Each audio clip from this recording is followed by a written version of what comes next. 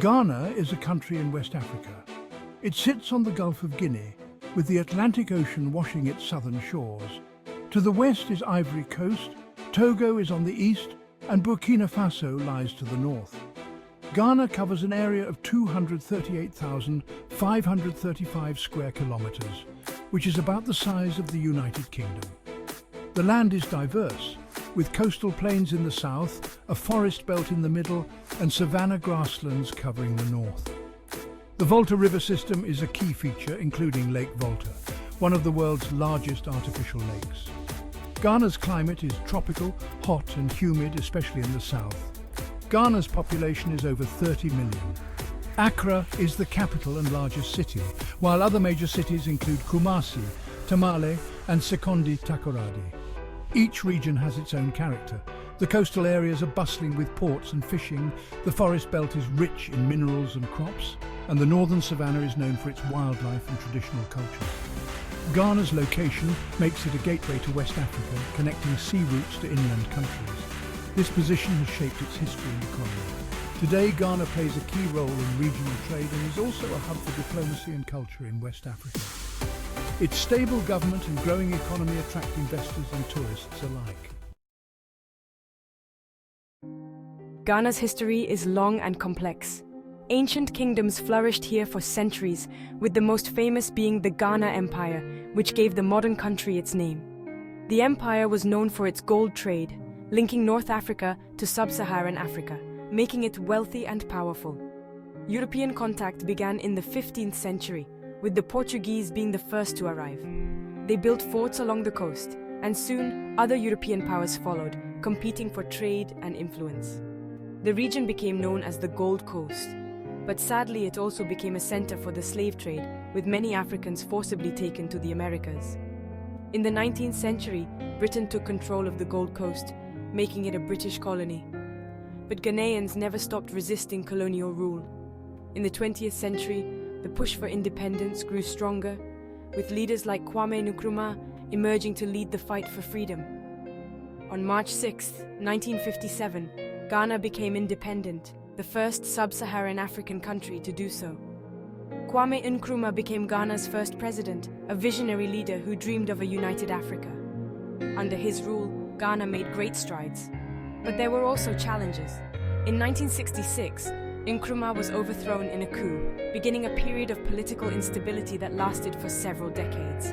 Despite this, Ghana's spirit of independence remained strong.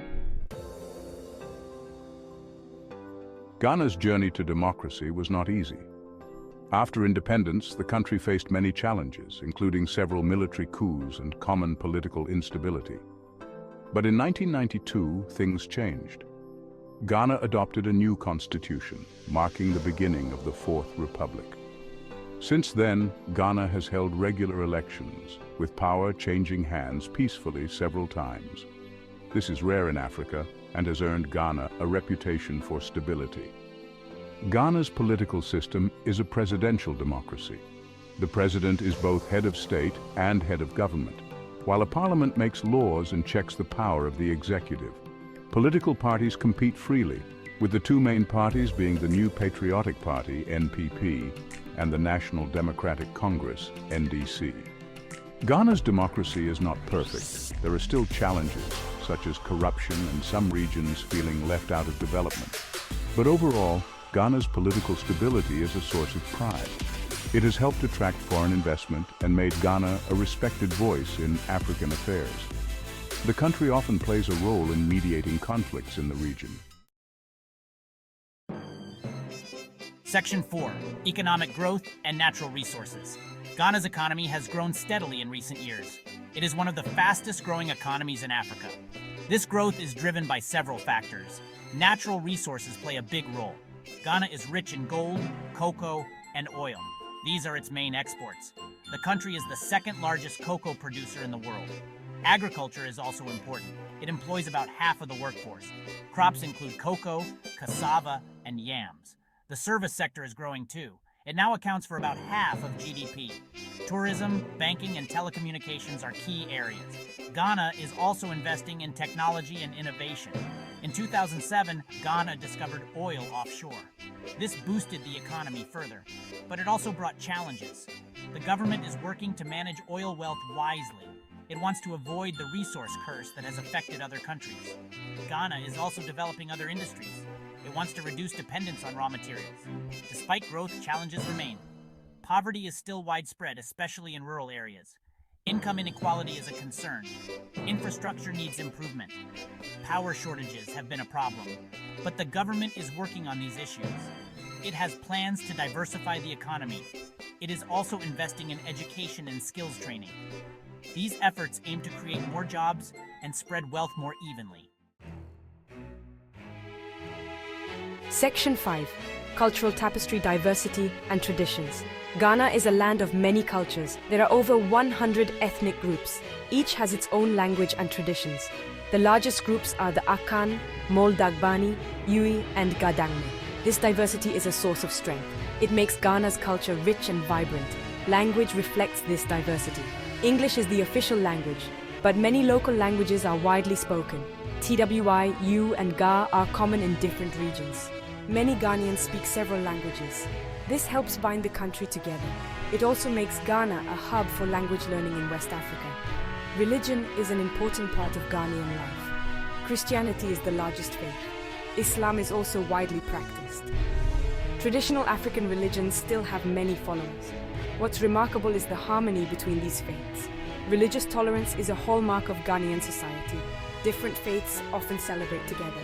Ghana's art scene is thriving. Music is a big part of life. High life and hip life are popular genres. They blend traditional rhythms with modern sounds. Ghanaian artists are known worldwide. Visual arts are also important. Kente cloth is famous for its colorful patterns. Wood carving and pottery are traditional crafts. Festivals showcase these arts. The Aboakie Festival and Homowo are just two examples. They bring communities together to celebrate culture and history. Section 6. Challenges and Progress. Ghana's path forward. Ghana has made great strides, but challenges remain. Income inequality is a major issue. The gap between rich and poor is wide. Many rural areas lack basic services. Urban areas face overcrowding and pollution. These problems need urgent attention. Healthcare is another challenge. Ghana has made progress in this area. It has a national health insurance scheme, but many people still lack access to quality care. Malaria remains a serious problem. HIV/AIDS rates have decreased, but vigilance is needed. The COVID-19 pandemic has put extra strain on the health system. Education is a bright spot. Ghana has one of the highest literacy rates in Africa, but there's room for improvement. Some children still don't go to school. Many schools lack resources. The government is working to address these issues. It's building more schools and training teachers. It's also promoting science and technology education. Despite challenges, Ghana is moving forward. It's investing in renewable energy. This will help solve power shortages. It's also tackling corruption. New laws and institutions aim to increase transparency. Ghana is also playing a bigger role on the world stage. It hosts peacekeeping missions. It's a voice for African interests in global forums. As Ghana faces the future, it builds on its rich history and diverse culture. The path ahead has obstacles, but also great potential.